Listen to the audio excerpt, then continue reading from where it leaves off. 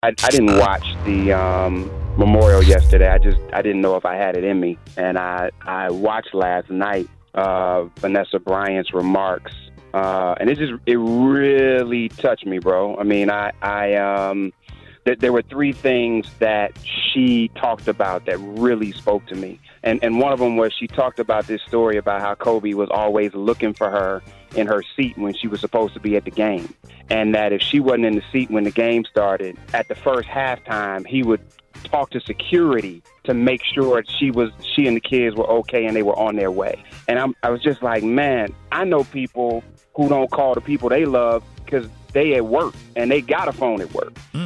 And just to think about, man, you can go hard doing what you love to do and not forget about the people that empower you to be able to do it. Right. And so that just really spoke to me. The second thing she said, for those people who are romantics or who just love sappy movies, she said this dude bought her the blue dress and the notebook from the movie, The Notebook. That's deep. Dude. That hit me too, dog. Yeah. I was like, Kobe was taking his romance to the next level, man. I'm like, and so I just think, man, it's not always about birthdays and Valentine's Day. It's about how do you reach into the deepest places of what the person you love thinks is special and get it to them. And it's not always about buying expensive stuff. It's just about knowing what it is and making sure that they have it. And their love story just spoke to me in a new way after hearing her talk. And the last thing was she said when she talked about Kobe and Gigi having to be taken at the same time because they wouldn't been able to survive without each other. I almost lost it all. Right. But she didn't stop there, man. She said, I got the babies that are still here because we are still the best team.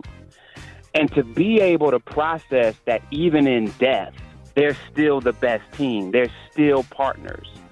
Man, just spoke to me in an unbelievable way, man, because when I think about all of the pictures that I see of Kobe, he's not one of those people that when you think about his legacy, all you're going to see is pictures of him on the court.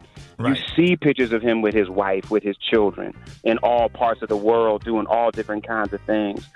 And so Jay-Z talked about being at his, Kobe was at his New Year's party, and talked about that. And talking to him there, he felt like he was in the best place of his life that he'd ever been. And so as we just think about him being taken, I just don't believe that any of us pass over a transition at the wrong time.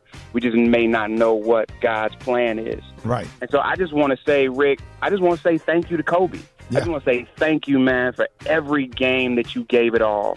Thank you for your commitment to be your best at everything you did without having to talk about everything you did.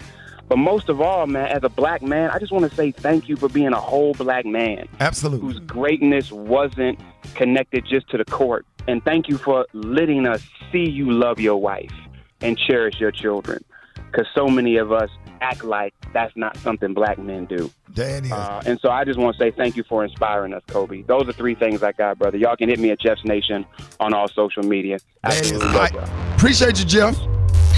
Jeff.